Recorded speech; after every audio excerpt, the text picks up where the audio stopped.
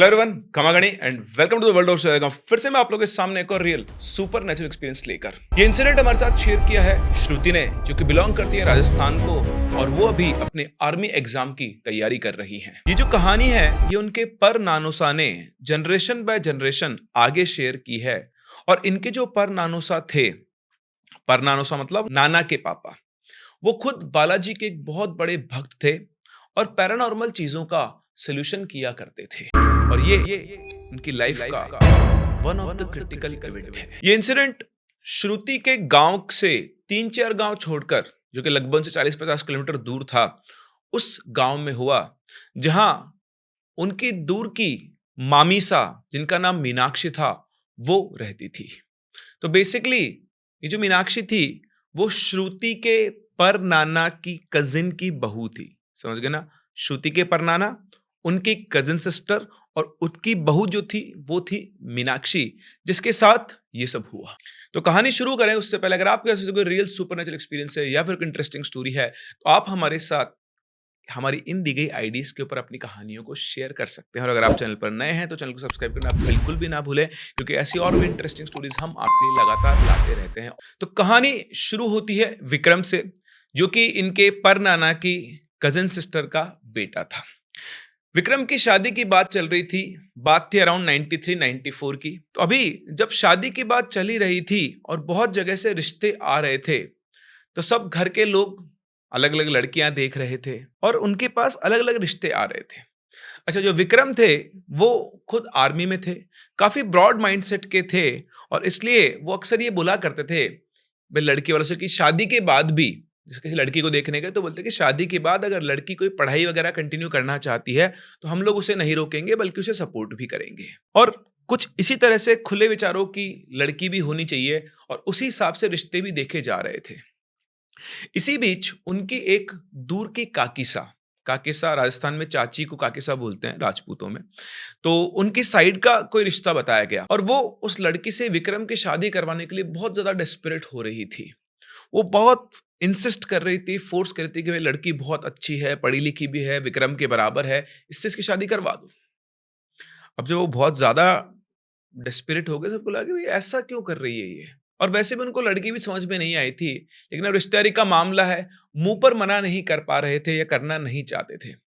इसलिए कुछ दिनों के बाद विक्रम ने ही उन काकीसा से बोला कि काकीसा, ये जो लड़की का गांव है ना वो बहुत दूर है, और इतनी दूर जाकर मैं शादी नहीं करना चाहता, क्योंकि लड़की मैं छुट्टियों पे कम ही आता हूँ, फिर उसको लेकर मायके जाओ, मेरी छुट्टियां तो ऐसे बर्बाद हो जाएंगी, तो अपने आसपास के गांव की किसी लड़की से शादी करेंगे। जैसे तैसे करके उन्होंने इस बात को रफा दफा किया। अब काकीसा को इस बात का बहुत ज्यादा बुरा लगा, और कहीं ना कहीं से उन्हें सारी बात पता चल गई कि भाई विक्रम ने उस लड़की के लिए पसंद ही नहीं किया, उसको मना कर दिया है। ठीक है जी, बात आई गई हो गई। इधर विक्रम जो है श्रुति के परनानुसा से मिलने आए, तो उन्होंने उनके गले में बालाजी का एक धागा पहना दिया कि भाई अब तेरी शादी वादी की तैयारी कर रहे हैं, तो तेरे प्रोटेक्शन के लिए तू ये पहन के रखा कर। ठीक है, चलता रहा ऐसे ही। और फिर कुछ टाइम के बाद एक लड़की भी फाइनल हो गई और विक्रम की शादी हो गई। ठीक है, उस लड़की से नहीं हुई जो उनकी काकीसा ने सजेस्ट की थी, किसी और लड़की जिसका नाम था मीनाक्षी। चलिए, तो शादी बहुत बढ़िया से हुई, सबने एंजॉय किया, विदाई भी हो गई, और सब वापस घर आए। और जैसे ही मीनाक्षी घर में एंटर होने वाली थी, तो जो रस्म होती है ना घर में एंट्री करवाने की बहू की, बाहर गेट पर सब कुछ अच्छे से हो गया, लेकिन जैसे ही मीनाक्षी ने एक कदम घर के अंदर रखा, कदम रखते ही वो वहीं की वहीं बेहोश होकर गिर गई। ये देखते ही सबके सब लोग पैनिक हो गए कि एकदम से बहू ने घर में कदम रखा और वो बेहोश हो गई।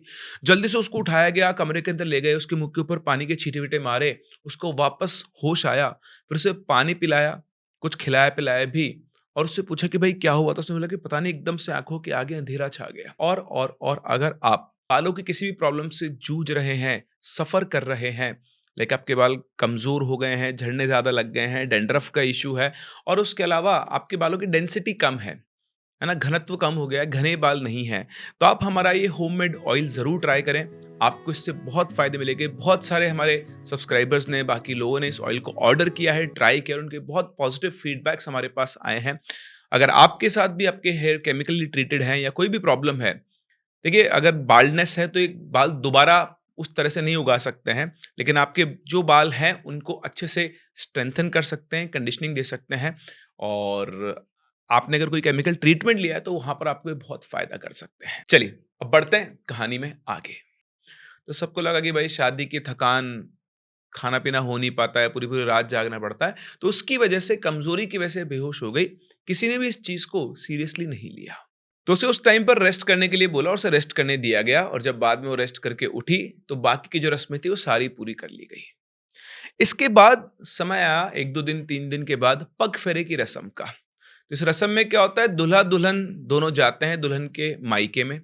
वहाँ उनका वापस से बड़ा गर्मजोशी से स्वागत किया जाता है, उन्हें गिफ्ट वगैरह दिए जाते हैं और दुल्हन के भाई-बहन जो होते हैं, वो दामाद की बढ़िया से खातिरदारी करते हैं। मतलब खातिरदारी का मतलब खिलाते-पिलाते हैं, है ना? दूसरी खातिरदारी मत समझना। चलिए, तो पग फेरे की रस्म भी अच्छे से हुई।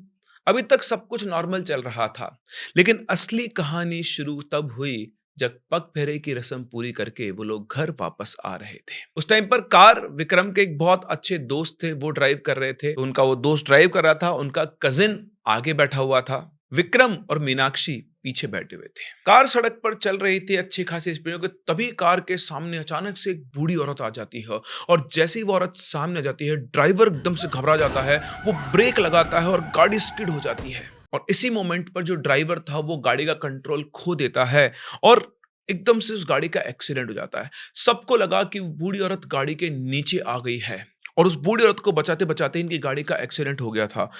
वो जो ड्राइवर था उसके तो हाथ-पैर फूल गए, तो बुरी तरह से वो घबरा रहा था। सबको चोटें आई थी, बस विक्रम को ही कुछ कम चोटें आई थी। विक्रम ने मीनाक्षी को पकड़ के बचा लिया था, लेकिन उसको इतनी चोटें लगी थी, लेकिन विक्रम को ठीक-ठाक चोटें लगी, बट फिर भी इतनी कि वो उठ पाए। जो इनका कजिन था, जो गाड़ी चला रहा था, इनका जो दोस्त था जो गाड़ी चला रहा था, उसका तो वहीं पे कंधा फ्रैक्चर हो गया और उनका जो कजिन था, उसका डैशबोर्ड से टकराया तो उसका भी सिर फूट गया था। मतलब ब्लड फ्लो हो रहा था, यहाँ से फट गया था सिर। अब सबसे बड़ी दिक्कत ये थी कि विक्रम ने सोचा कि भाई वो जो बूढ़ी औरत थी, वो गाड़ी के नीचे आ गई है। जैसे ही गाड़ी का एक्सीडेंट हुआ, बहुत सारे लोग वहाँ पर इकट्ठा हो गए, भीड़ लग गई और विक्रम को ये लग रहा था कि जो बाहर वाले लोग हैं उनको कैसे समझाऊँ, वो बूढ़ी औरत जो मर गई होगी, क्या करेंगे, क्या नहीं करेंगे? फिर भी वो उठा, वो ये उम्मीद कर रहा था कि पीछे गाड़ी के पीछे उसे उस बूढ़ी औरत की बिखरी हुई लाश दिखाई देगी। लेकिन जब उसने गाड़ी से बाहर निकलकर देखा, तो सड़क बिल्कुल साफ थी। वहां ना कोई बूढ़ी औरत थी और ना उसकी लाश, लेकिन कार के अंदर बैठे हर शख्स ने देखा था कि गाड़ी के सामने एक बूढ़ी औरत आई थी। खैर, उस टाइम पर विक्रम ने ज़्यादा दिमाग नहीं लगाया, इस चीज़ को इग्नोर किया और उसने फटाफट से अपने दोस्त को पीछे बिठाकर ड्राइवर सीट पे बैठा और गाड़ी को स्टार्ट करने की कोशिश की। 3-4 बार स्टार्ट करने पर गाड़ी स्टार्ट हो गई। उसने सब लोगों से बोला आस-पास कि भई इनको मैं हॉस्पिटल लेके जा रहा हूँ, मैं ठीक हूँ, मैं ले जाऊँगा और फटाफट से इन सबको वो लेकर हॉस्पिटल पहुँचा।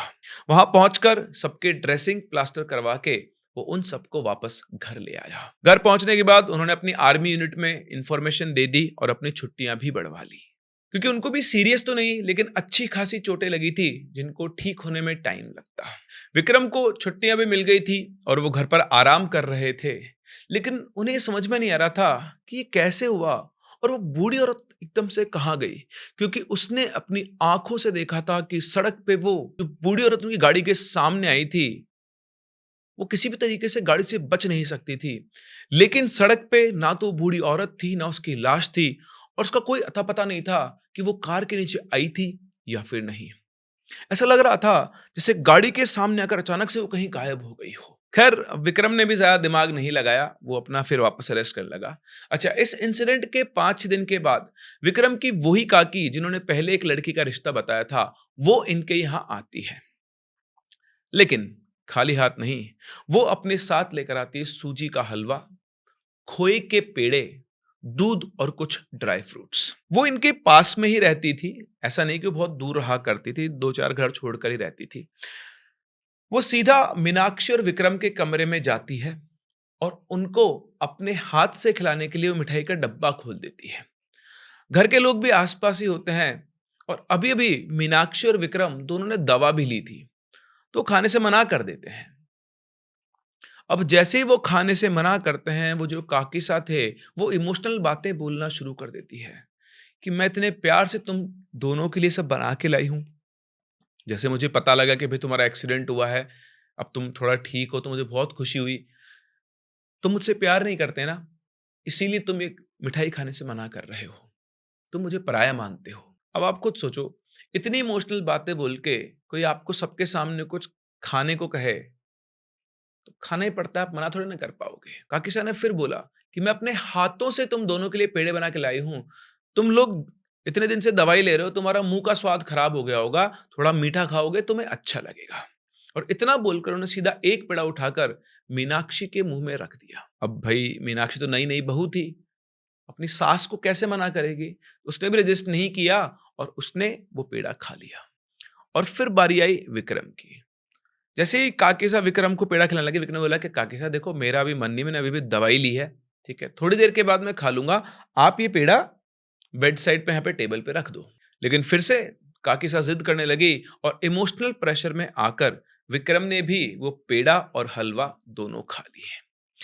लेकिन जैसे इन दोनों ने वो पेड़ा और हलवा खाया, उसके बाद एक अजीब-सी घटना घटी। वो काकी साहब जो अभी उनको पेड़ा खाने के लिए इतना ज़िद कर रही थी, उनके पेड़ा खाते ही वो फटाफट से वहाँ से निकलते बोली, "अरे राम, राम, राम! मैं तो गैस पे खाना चढ़ा हुआ छोड़कर आ गई। अरे मुझे जल्दी से घर पे जाना होगा, कहीं पर आग ना लग जाए।" और इतना बोलते हुए वहाँ से फटाफट से भाग के निकल ली। उनका ये बिहेवियर सबको बड़ा ही ऑड लगा, क्योंकि इससे पहले वो काकी साहब जब भी आती थी, वो घर में कम से कम 2-3 घंटे बिताकर बैठकर सारी गॉसिप करके ही बाहर निकलती थी। लेकिन आज उनके पेड़ा खाने के 2 मिनट भी वो नहीं रुकी। और इधर काकी साहब के जाते ही 10 मिनट के बाद ही उस कमरे में मीनाक्षी की तबीयत खराब होना शुरू हो गई। उसको एकदम से वॉमिटिंग आने लगी और वॉमिट इतनी ज़्यादा कि वो लगातार रुकती और फिर वॉमिट करती, रुकती और फिर वॉमिट करती और फिर उसके बाद वो बेहोश हो गई। अब ऐसा होते उनको फटाफट से उठाकर गाँव के डॉक्टर के पास लेकर गए। डॉक्टर ने चेक किया और उसने कहा कि आप इनको शहर लेकर जाओ, यहाँ इनको प्रॉपर ट्रीटमेंट नहीं मिल पाएगा। यहाँ से वो डॉक्टर के यहाँ से उनको लेकर शहर की तरफ जा ही रहे थे कि बीच रास्ते में इन लोगों को खबर मिलती है कि अपने घर में गैस का सिलेंडर फट गया है और पूरा किचन और आधा घर जल गया है। और ये सुनते ही सबके होश उड़ गए। एक साथ 2-2 मुसीबत। अब ये सिचुएशन भी काफ़ी टेंशन वाली हो गई। विक्रम के हाथ और कंधे में पहले ही लगी हुई थी और अब ये सब कुछ एक साथ हो गया, तो उसको 2 जगह एक साथ सँभालनी थी। इसलिए उन्होंने एक पीसीओ पर गाड़ी रोकी और अपने जो भी कज़िन और फ्रेंड्स थे, उन सबके घर पर फ़ोन करके उन सबको बुलाया। इसके अलावा उन्होंने मीनाक्षी के घर पे भी सारी बात बताई, ताकि वहाँ से भी उनके पापा, भैया ये सब लोग हॉस्पिटल आ सके और सब लोग मिलकर इस सिचुएशन को हैंडल कर लें। और उसी टाइम पर ये बात श्रुति के परनानुसा को भी पता चली, तो वो भी हॉस्पिटल गए उनसे मिलने और उनके हालचाल पूछने। तो जैसे-तैसे सब लोगों ने मिलकर घर की सिचुएशन और मीनाक्षी के साथ की जो प्रॉब्लम थी, वो हैंडल की। मीनाक्षी को हॉस्पिटल में एडमिट करवाया गया। तो जब इनके परनानुसा वहाँ पर पहुँचे, तो डॉक्टर ने पेशेंट के पास आने-जाने को मना कर दिया था और दूसरी बात, वो उनकी बहू थी। तो उस टाइम पर आप जानते हैं कि बड़े लोग जहाँ बहू लेटी है या बैठी है, वहाँ पर नहीं जाया करते थे। तो उन्होंने भी अंदर जाना सही नहीं समझा। लेकिन उन्होंने मीनाक्षी की सास यानी विक्रम की मदर को बुलाया और उन्हें एक धागा दिया कि आप ये बीननी के हाथ पे बाँध दो। बीननी यानी बहू, ठीक है? और एक कपड़ा भी दिया और बोला कि ये कपड़ा उसको बस छुआ के आप वापस ले आओ। अब उनके बोलते ही मीनाक्षी की सास ये समझ गई कि जो परनानुसा है, उनको कुछ ना कुछ अजीब लगा है। तभी उन्होंने ऐसा करने को कहा। तो फिर वो गई और जैसा इनके परनानुसा ने बताया था, वैसा उन्होंने कर दिया। और जैसे ही ये प्रोसेस हुआ, उसके 3-4 मिनट के बाद ही मीनाक्षी को वापस से होश आ गया। वो अपने आप ही उठी और उन्हें बहुत लाइट सा फील हो रहा था। जब उन्होंने अपने हाथ में वो धागा देखा, तो उनको वो बहुत अच्छा लग रहा था, क्योंकि वो बालाजी का धागा था और वो खुद भी बालाजी की भक्त थी। वो उन्हें बहुत मानती थी। इधर जब मीनाक्षी थोड़ा रिलैक्स हो गई, तो घर के बारे में पता किया, तो सब लोगों को पता लगा कि घर लगभग आधा जल गया था और अब वहां रहना पॉसिबल नहीं है। तो जब तक घर का रिनोवेशन नहीं होता है, रहने का कुछ और ठिकाना ढूंढना पड़ेगा। तो अब विक्रम जो थे, उनकी मदर फादर, तो इनका एक और घर था पुराना, जिसको वो किराए पर दिया करते थे। अभी वो खाली पड़ा था, तो सब लोगों ने बोला कि जब तक भाई अपना ये घर वापस से रिनोवेट होकर तैयार नहीं होता है, तब तक हम सब लोगों को उस पुराने वाले घर में ही रहना होगा। अपना ही घर है, फर्नीचर भी पूरा है, कोई दिक्कत नहीं होगी। यहाँ जो घर में जाम सामान बचा है, भाई जो जल गया हो तो रख फेंक दो, पर जो सामान बच गया उसको निकालो और सीधा अपने पुराने वाले घर में चलते हैं। ऐसा ही किया गया। जो सामान यहाँ पर आग से बच गया था, उसको हाथों हाथ पुराने घर में शिफ्ट कर दिया गया। 2 दिन अस्पताल में एडमिट रहने के बाद मीनाक्षी को भी छुट्टी मिल गई और ये सभी लोग उस पुराने वाले घर में आ गए। अब उस घर में आने के बाद भी मीनाक्षी और विक्रम को उस घर में अच्छी वाइब्स नहीं आती थी। हर टाइम उनका सिर भारी रहता था। ना खाना खाने का मन करता था, ना कुछ काम करने का मन करता था। तो 10-5 दिन तो ऐसा चला। फिर एक दिन मीनाक्षी ने विक्रम को बोल ही दिया कि यहाँ मुझे अच्छा नहीं लग रहा है। जितना जल्दी हो सकता है हम लोग अपने पहले वाले घर में ही वापस चलते हैं। आप जितना जल्दी हो सकता है उसको रिनोवेट करवा लो। विक्रम भी पूरा ट्राई कर रहा था कि 5-10 दिन में ही वो घर वापस से रेडी हो जाए रहने के लिए। उसने मीनाक्षी को समझाया कि भाई काम चल रहा है, मैं और मजदूर लगा दूंगा, कोशिश करते हैं इसको जल्दी से जल्दी करने की। तो उधर विक्रम ने पूरा घर का काम संभाला हुआ था। विक्रम का ही छोटा भाई भी था, अतुल। अतुल की शादी विक्रम से पहले ही हो गई थी, क्योंकि विक्रम को आर्मी के एग्जाम की वजह से शादी नहीं करनी थी। उसके बाद ही उसने फिक्स किया हुआ था कि जब मैं आर्मी में सेटल हो जाऊंगा तभी शादी करूंगा। अतुल की पत्नी का नाम था श्रुति। तो उधर विक्रम घर का काम संभाल रहा था, तो अतुल और श्रुति जो है वो मीनाक्षी को गाड़ी से हॉस्पिटल लेकर गए चेकअप करवाने के लिए। तो जब चेकअप करा के वो वापस आ रहा था, तो इनका जो घर जो जला था वो उसी रास्ते में था। मतलब घर से हॉस्पिटल के रास्ते के बीच में गली में वो पड़ता था और वहां से साफ साफ दिख जाया करता था। तो जब ये लोग वहां से वापस लौट रहे थे, तो ऑब्वियस सी बात है, अगर आपका घर होगा जो जला हुआ, उसका रेनोवेशन चल रहा है, तो आप उस पर नजर तो मारोगे। तो जैसे उन्होंने वहां पर नजर मारी, उन्हें अपने उस जले हुए घर के बाहर कुछ टोटका सा दिखाई दिया, कुछ ब्लैक मैजिक का सामान। अतुल इन सब चीजों को नहीं मानता था और वो जाकर चेक करना चाहता था, लेकिन मीनाक्षी ने उसको मना कर दिया कि नहीं देवर साहब, आप अभी वहां मत जाओ, ये अच्छी बात नहीं है। तो अपनी भाभी साहब की बात मानते हुए ये लोग पहले घर पहुंचे। घर पहुंचकर उन्होंने अपने बाकी सब घर वालों को बताया। शाम का टाइम हो चुका था, मजदूर वगैरह जा चुके थे, कि भाई अपने पुराने घर के बाहर ऐसे ऐसे टोटके का सामान रखा हुआ है। अब ये सुनते ही सबको चिंता हो गई कि यार कुछ तो गड़बड़ है। अभी इतना कुछ हो गया और अभी ये कोई काले जादू का सामान, कोई टोटका अपने यहाँ पे रख कर गया है। और जब ये मीनाक्षी बीमार थी तब उन्होंने भी कपड़ा छुआने को दिया था। तो ये सब लिंक करके सबके मन में डाउट क्रिएट हो चुका था। अभी घर में सब बातें कर ही रहे थे कि तभी अचानक से पता नहीं मीनाक्षी को क्या हुआ कि वो घर से बाहर निकली और सीधा वो जो टोटका पड़ा था उस टोटके की तरफ दौड़ने लगी। उसे ऐसा करते हुए देखकर सब लोग उसके पीछे दौड़े और वो देख रहे थे कि वो दौड़ते हुए उस टोटके वाले सामान की तरफ जा रही थी। सब पीछे से आवाज लगा रहे थे कि भाई ऐसा मत करो, ऐसा मत करो, वहां मत जाओ। लेकिन ऐसा लग रहा था जैसे उसे कुछ सुनाई ही नहीं दे रहा है। वो बस उस सामान की तरफ देखते हुए जल्दी जल्दी उसके पास चले जा रही थी। उन्होंने दौड़कर उनका हाथ पकड़ लिया और उनको सामान को छूने से रोका। और जैसे उन्होंने मीनाक्षी का हाथ पकड़ के जोर से हिलाया, ऐसा लगा जैसे एकदम से वो किसी नींद से जाग गई हो। अतुल बोलता, भाभी साहब क्या कर रहे हो आप? और वो चारों तरफ देखती, उसको कुछ समझ में नहीं आ रहा था। उसे ऐसा लग रहा था कि जैसे वो अपने आप उसकी तरफ खींचते हुए चली आई हो, जैसे उसके ऊपर किसी तरह का कोई वशीकरण हो गया हो। उसके बाद उन्हें वापस से घर लाया गया। घर लाकर उसे बिठाया गया, उससे पूछा गया, लेकिन उसे कुछ भी याद नहीं था। लेकिन थोड़ी देर के बाद वही हुआ जिसका सब लोगों को डर था। एकदम से मीनाक्षी की तबीयत खराब होने लगी और अब मीनाक्षी वो मीनाक्षी नहीं लग रही थी जिसे वो रोज देखते थे। वो एकदम से चेंज सी हो गई। उस टाइम पर मीनाक्षी की एज 23 या 24 साल के आसपास की थी, लेकिन अब उसका चेहरा एकदम से बदल सा गया था। उसको देखने पर ऐसा लग रहा था जैसे वो 65-70 साल की एज की होगी। उनका बोलने का तरीका, उठने बैठने का तरीका सब बदल चुका था और उन्होंने घर में तांडव मचाना शुरू कर दिया। जब विक्रम उनके पास उनको समझाने पहुंचा, संभालने पहुंचा, तो उन्होंने विक्रम की पिटाई कर दी। ऐसा देखकर जब अतुल और बाकी लोग उनको पकड़ने के लिए पहुंचे, तो उन सबको उन्होंने ऐसे धक्का दिया जैसे स्पंज की बॉल को कोई फेंकता है। एक एक धक्के से लोग 8-8, 10-10 फीट दूर जाकर गिर रहे थे। और फिर पता नहीं क्यों उन्होंने एक ऐसी हरकत की कि सबके सब सदमे में आ गए। वो वहां से सीधी किचन में गई। गैस के ऊपर दूध का भगोना रखा हुआ था जिसे वे थोड़ी देर पहले ही गर्म किया था। उसमें करीबन 3-3.5 लीटर के आसपास का दूध होगा।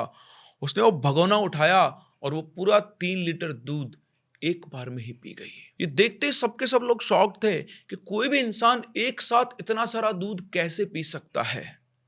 लेकिन किसी के पास कोई जवाब नहीं था। सबकी आंखें फटी की फटी रह गई थी। क्योंकि उनकी इन आंखों के सामने ही ये सब हुआ था। दूध पीने के बाद पता नहीं मीनाक्षी को क्या सूझा, वो एकदम से बिजली की गति से दौड़कर सीधा अपने कमरे में गई, दरवाजा लॉक कर दिया। और जैसे उसने दरवाजा लॉक किया, सबको बहुत ज्यादा टेंशन हो गई कि कहीं कुछ हो ना जाए। सबने बहुत कोशिश की दरवाजा खुलवाने की, लेकिन उसने दरवाजा नहीं खोला और फिर लास्ट में दरवाजा तोड़ा गया। उनकी सास ने कहा कि दरवाजा तोड़ दो, बींदनी को कुछ भी नहीं होना चाहिए। तो अतुल और विक्रम ने मिलकर गेट तोड़ा और जैसे ही दरवाजा तोड़ा, उनकी आंखों के सामने का मंजर देखकर सबके सब लोग घबरा गए। मीनाक्षी ने पंखे से एक दुपट्टा बांध लिया था और उस दुपट्टे को वो अपने गले में लपेटने की कोशिश कर रही थी। ये देखकर विक्रम अतुल फटाफट दौड़ कर गए, उसे नीचे उतारा और नीचे उतारकर एक कुर्सी पे बिठाकर उसे टाइट से बांध दिया, क्योंकि अब उनको कोई और सोल्यूशन नजर नहीं आ रहा था। जो अभी उसने हरकतें की थी वो कुछ और भी कर सकती थी। उनको कुर्सी पे बांधने के बाद उनके आसपास कंटिन्यूसली हनुमान चालीसा का पाठ करना शुरू कर दिया गया और इसके थोड़ी देर बाद ही वो बेहोश हो गई। किसी को कुछ भी समझ में नहीं आ रहा था। सब ये सोच रहे थे कि क्या करें, किसको हेल्प के लिए पूछें। वो ये सब सोच रहे थे कि इतने में मीनाक्षी को अपने आप ही होश आ गया। वो उठी और वो कहने लगी कि उसे वॉशरूम जाना है। तो सबको एक बार तो बहुत डर लगा कि कहीं पे इसकी रस्सियां खोलते ही ये वापस से कुछ और शुरू ना कर दे, लेकिन फिर उन्होंने बोला कि मुझे सच में वॉशरूम जाना है और आप लोगों ने मुझे ऐसे बांध के क्यों रखा हुआ है, क्या चल रहा है ये सब। उसकी ये बात सुनकर सबको लगा कि अब शायद ये नॉर्मल हो गई है। उनको खोल दिया गया और मीनाक्षी की सास ने उनके हाथ में आयरन की एक रॉड दी। उनसे कहा कि इसको लेकर ही वॉशरूम जाना है।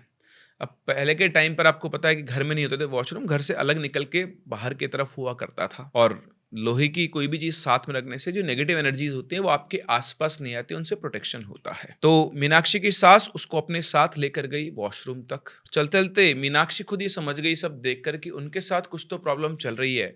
ऑल्दो उन्हें याद कुछ नहीं है, लेकिन वो जो लोहे की रॉड दी गई और साथ में खुद उनकी सांस चलकर आई है, मतलब कुछ ना कुछ तो हुआ है। अब उनको वॉशरूम पे छोड़ा तो वो अंदर गई, अंदर उन्हें रॉड अपने साइड में रख दी। वॉशरूम से फ्री होकर जब वो बाहर आई तो वो लोहे की जो रॉड थी उसको वो अंदर ही भूल गई थी। जब वो बाहर आई, उनकी सास ने पूछा कि भाई वो कहाँ पर है, लोहे की सरिया कहाँ पर है। तो वो बोलती करे वो तो मैं अंदर ही भूल गई। और इतना होते ही गेम फिर से शुरू हो गया। इससे पहले कि वो रॉड को उठाकर वापस ला पाती, वो जो भी कोई एंटिटी थी वो वापस से उनके शरीर के अंदर आ गई और अंदर आते ही वो घर का मेन दरवाजा खोलकर सीधा बाहर की तरफ भाग गई। ये देखते ही मीनाक्षी की सास बहुत तेज आवाज लगाती, बींदनी भाग गई, बींदनी भाग गई, जल्दी आओ जल्दी आओ। और उनकी आवाज सुनकर सारे घर वाले भाग कर आते हैं। विक्रम और अतुल मीनाक्षी के पीछे की तरफ भागते जिस तरफ वो गई थी। और ये टाइम हो रहा था रात के 3:50 AM का। उन्हें कुछ समझ में नहीं आया। मीनाक्षी की सास जो थी उन्होंने सीधा उठाकर श्रुति के परनानुसा को फोन कर दिया लैंडलाइन से, और इसके बाद उन्होंने उनको सारी बात बता दी अभी तक की जो भी कुछ हो रहा था। फिर जिनके जो परनानुसा थे उन्होंने उनको बोला कि जैसे ही बिंदनी वापस से घर में आए तो उसको या तो पलंग पे सुलाकर या फिर कुर्सी पर बिठाकर बांध देना। उसके बाद उसके चारों तरफ हर कोने में पानी से भरी एक कटोरी लेना, उसमें थोड़ी सी हल्दी डाल देना और उसको उसके चारों तरफ रख देना।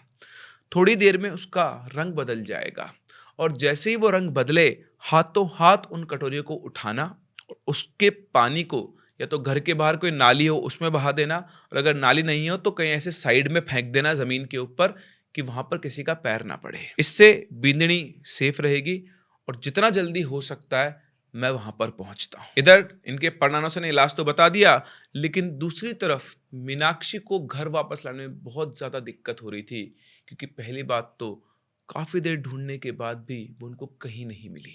आसपास का पूरा इलाका छान लिया गया, लेकिन मीनाक्षी का कहीं नामो निशान नहीं था।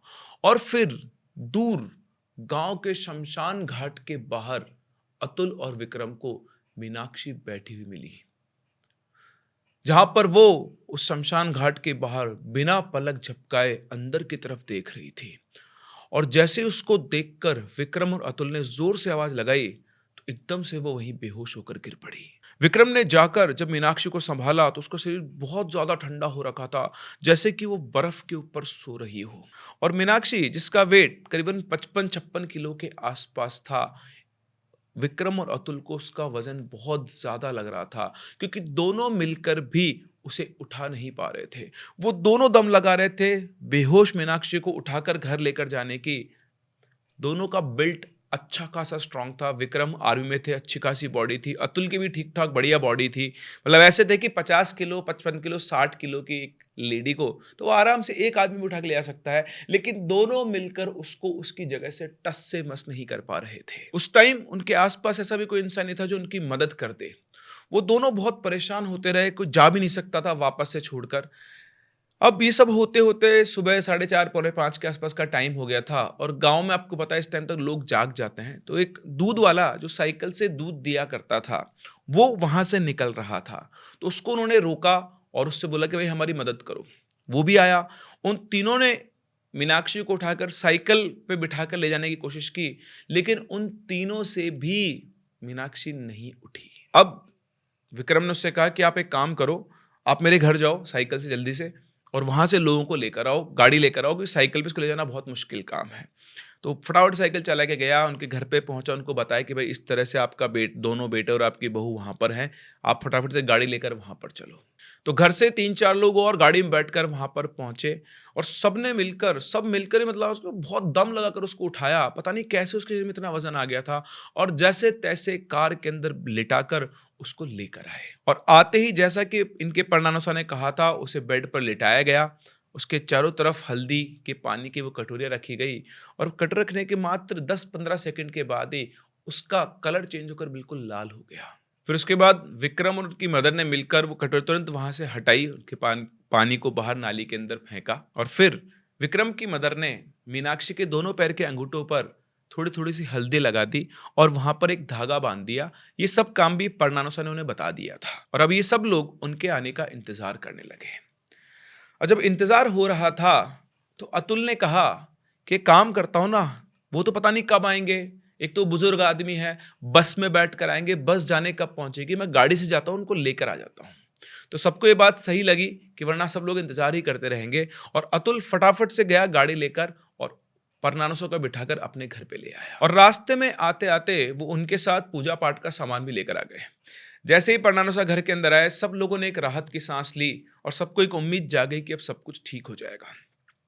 उन्होंने अंदर आकर जैसे ही मीनाक्षी को देखा, तो बोले कि इसके ऊपर तो 2-3 चीज छोड़ी गई है, और ये काम तुम्हारे किसी करीबी रिश्तेदार इंसान ने किया है। और इसके साथ साथ वो ये काम विक्रम पर भी करना चाह रहे थे, लेकिन इस बेटी की वजह से विक्रम बच गया, क्योंकि इसके ग्रह नक्षत्र और दूसरा ये मांगलिक है। तो विक्रम के ऊपर आने वाले खतरे को और उन शक्तियों को ये संभाल गई। उन्होंने बताया कि मांगलिक लोगों की ऊर्जा बहुत ही ज्यादा होती है, और फिर ये बिटिया तो बालाजी की भक्त है, बाबा की कृपा है इस पे, और उनके होते हुए ये बुरी शक्तियां, ये बुरी चीजें इसका और इसकी वजह से इस पूरे परिवार का कभी भी कुछ भी नहीं बिगाड़ पाएंगी। लेकिन अभी हमें इसका उतारा करना होगा। फिर इनके परनानुसा ने मंदिर के पास घर के बीचों बीच एक सेटअप बनाया, और घर के हर मेंबर के हाथ में एक कलावा बांधा, ताकि सभी लोग सेफ रहें। इसके बाद उन्होंने घर की सारी खिड़कियां और दरवाजा खोलने के लिए बोला, और सबको एक बात बोली कि अब मैं यहाँ पर पूजा शुरू करने वाला हूँ। इसके बीच में ना तो कोई घर से बाहर जाएगा, और ना ही कोई किसी से भी आपस में किसी तरह की बातचीत करेगा। और बींदनी भी चाहे किसी से कुछ भी बोले, या उसके अंदर से और किसी की भी आवाज आए, किसी को कोई जवाब नहीं देना है, और ना ही कोई उठकर बींदनी के आसपास आएगा, ना ही कोई उसका कहा हुआ कोई भी काम करेगा। क्योंकि जो भी चीज उसके शरीर में है, अगर तुम में से किसी ने ये काम कर दिया तो वो पलट सकती है, और अगर एक बार वो पलट गई तो उसे काबू में करना बहुत ज्यादा मुश्किल हो जाएगा। तो सबने उनकी बात सुन ली और समझ गए कि किसी को कुछ भी नहीं करना है, शांति से बैठे रहना है। अब इनके परनानुसा ने वही अपना काम शुरू किया, पूजा वगैरह शुरू की, और हवन शुरू करने के 5 मिनट के बाद मीनाक्षी अपने आप अपने कमरे से निकलकर सीधा इनके परनानुसा के सामने आकर बैठ गई, और बोली कि तुझे जो करना है कर ले, मैं इसे अपने साथ लिए बिना नहीं जाऊंगी, क्योंकि मुझे भी किसी ने वचन में बांध के भेजा है, और उसका काम मुझे पूरा करना ही होगा। उसकी बात सुनकर इनके परनानुसा ने बोला कि जिसने भी तुझे भेजा है, मैं तुझे उससे मुक्ति दिलवा सकता हूं और तेरी गति करवा सकता हूं। अगर तू इस बेटी को छोड़ दे तो मैं तुझे यहां से और वहां से दोनों जगह से आजाद करवा दूंगा। लेकिन वो नहीं मानी और अलग अलग आवाजें निकालकर डराने लगी। फिर एकदम से वो विक्रम की तरफ देखती और उससे बोलती है, मैं तो यहां तेरे लिए आई थी, मगर पता नहीं ये बीच में कहां से आ गई। इसका काम तो किसी और को दिया गया था, लेकिन अब मैं तुम में से किसी को भी नहीं छोड़ूंगी। और इतना बोलकर वो जोर जोर से हंसने लगी। इसके बाद फिर से पर्णासा ने उसके ऊपर अभिमंत्रित किए हुए पानी से छींटे मारे। एकदम से चिल्लाते हुए बोली, दूर रख मुझसे ये सब, मैं यहां से बलि लिए बिना नहीं जाऊंगी, तू चाहे कुछ भी कर ले। इधर इनके जो पर्णासा थे उसे बार बार कन्विंस करने की कोशिश करते और बहुत देर तक इनकी बातचीत चलती रही।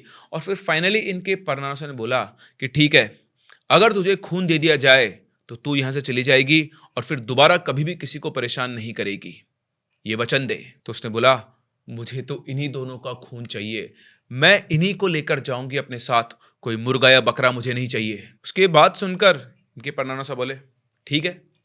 फिर उसके बाद उन्होंने एक गोला बनाया, विक्रम को उसमें बैठने को कहा और ये बोले कि जब तक मैं ना बोलूं इससे बाहर मत निकलना। ये सब करने से पहले उन्होंने अतुल के कान में कुछ कहा था कि तुम बाजार जाके 2 बड़े कद्दू लेकर आ जाओ। इसके बाद अतुल गया था मार्केट और उन्होंने अपनी पूजा शुरू कर दी थी। और तब तक अतुल वो कद्दू लेकर आ चुका था। उन्होंने वो कद्दू लाकर उनके परनानुसा को दिए। उन्होंने उन दोनों कद्दुओं के ऊपर अलग अलग कुछ मंत्र बोले। उन दोनों कद्दुओं को उन्होंने बीच में रखा। उनमें से एक कद्दू पर उन्होंने एक रुमाल लिया और विक्रम की अंगुली से कट लगा के थोड़ा सा खून उस पर लगाया और एक कद्दू के ऊपर रख दिया। दूसरे कद्दू के ऊपर उन्होंने मीनाक्षी का एक बाल और वो कपड़ा जो अस्पताल में उनसे टच करवाया गया था वो कपड़ा रख दिया। और फिर उन्होंने कुछ मंत्र बोलते हुए दोनों कद्दू एक साथ दोनों हाथों से काट दिए और उन पर सिंदूर डाल दिया। और इतना करते ही सबकी आंखों के सामने मीनाक्षी बेहोश हो गई। और उसी के साथ साथ विक्रम को भी एक जोरदार झटका लगा और वो भी बैठे बैठे वहीं उस सर्किल में गिर गया। दोनों के दोनों बेहोश थे। फिर दोनों के मुंह पर पानी के छींटे मारकर उनको जगाया गया, होश में लाया गया। फिर इनके परनानुसा ने कहा कि सब कुछ ठीक हो गया है, आप चिंता ना करें। फिर उसके बाद और भी छोटी मोटी चीजें इनको परेशान कर रही थी, उनका भी इनके परनानुसा ने उतारा कर दिया। और लास्ट में बोला कि देख ले विक्रम, इसने तो आते ही अपना पत्नी धर्म निभा दिया, तेरी मुसीबत अपने ऊपर ले ली, लेकिन अब जीवन भर तेरी बारी है, खूब खुश रखना इसको और इसका ध्यान भी रखना। विक्रम ने हाँ किया, लेकिन अभी बाकी सबके मन में एक ही सवाल था कि आखिर ये सब किसने किया और क्यों। इनके परनानुसा ने बोला कि वैसे तो मैं ये चीजें नहीं बता सकता पूरी तरह, मगर यहाँ आप सबकी जान खतरे में पड़ गई थी, इसलिए मैं उसके नाम का पहला और आखिरी अक्षर बता रहा हूं। बाकी तुम लोग खुद ढूंढ लेना। और हाँ, जितना जल्दी हो सके उतना जल्दी ये घर खाली कर दो। भले ही तब तक तुम चाहो तो मेरे गांव वाले घर के अंदर रह लो, लेकिन इस घर में मत रुको। जब उन्होंने नाम के वो पहले और आखिरी अक्षर बताए और घर की बात जब सब लोग ने सुनी तो सब लोगों को समझ में आ गया कि ये किसका काम था और क्यों किया गया था, वो भी समझ आ गया। असलियत में ये नाम उनकी काकी का ही था, जिन्होंने इनको मिठाई खिलाई थी और ऐसी सिचुएशन क्रिएट कर दी थी। एक्चुअली उसकी नज़र इनके उस पुराने वाले घर पर और प्रॉपर्टी पर थी। पहले उसने ट्राई किया था कि अपनी ही रिश्तेदारी में विक्रम की शादी करवा देगी, फिर धीरे धीरे विक्रम के ऊपर वशीकरण करके उस लड़की के द्वारा वो उसके मकान को हड़प लेगी। जब वो प्लान फेल हो गया तो उसने विक्रम और उसकी बहू के ऊपर फिर से कुछ जादू टोना करने की कोशिश की। फिर घर में आग लग गई। आग लगने के बाद वो जो घर के ऊपर बाहर ब्लैक मैजिक कुछ किया गया था वो भी उसी ने करवाया था, ताकि वो उस प्रॉपर्टी के ऊपर अपना कब्जा जमा सके, इन घर वालों का माइंड वॉश हो जाए, इनके ऊपर मुसीबतें आ जाएं। और आग लगने के बाद जो इस वाले घर में शिफ्ट हुए, इसी घर के अंदर इनके साथ कुछ ना कुछ होता रहे। इसके बाद जैसा नानोसा ने कहा था, उन्होंने क्या किया कि ये वाला घर जो था इसको भी छोड़ा, ये लोग दूसरे गांव में गए। उसके बाद उन्होंने वो घर रिनोवेट कराया, पुराना वाला जो जल गया था, और दोनों घरों को एक साथ बेच दिया और दूसरे गांव में एक नए घर में रेंट पे पहले रहे और उसके बाद खुद का अपना घर उसी नए गांव में बना लिया। उनसे लड़ने ही नहीं गए, उनसे रिश्तेदारी खत्म कर दी, बातचीत खत्म कर दी और कभी दोबारा ना तो उस गांव की तरफ देखा, ना ही उनके अपने उन रिश्तेदारों की तरफ देखा। आज भी ये सब लोग वहां पर बहुत आराम से रह रहे हैं और मीनाक्षी आज एक गवर्नमेंट कॉलेज के अंदर लेक्चरर है। और यहाँ पर श्रुति के परनानुसा एक ही मैसेज देते हैं कि चाहे जो भी हो, अपने भगवान पर हमेशा विश्वास रखो। कई बार सिचुएशन बहुत अजीब सी आएगी, आपको लगेगा कि पता नहीं ये सब क्यों हो रहा है, लेकिन भगवान कभी भी आपका बुरा नहीं चाहेंगे और अगर आपका उनके अंदर विश्वास है, तो वो सारी चीज़ों को धीरे-धीरे ठीक भी कर देंगे। और हाँ, उनका ये भी कहना है कि अपने आस-पास वाले लोगों से थोड़ा सतर्क रहा करें, चाहे वो आपके रिश्तेदार हों, चाहे वो आपके दोस्त हों, क्योंकि आज के ज़माने में कोई कुछ भी कर सकता है। तो ये थी एक कहानी जो श्रुति के नानासा के कज़िन के परिवार के साथ हुई। उनका नाम पता लगने के बाद भी वो लोग उनसे लड़ने या कोई बात करने नहीं गए, क्योंकि इन चीज़ों का कोई सबूत नहीं होता।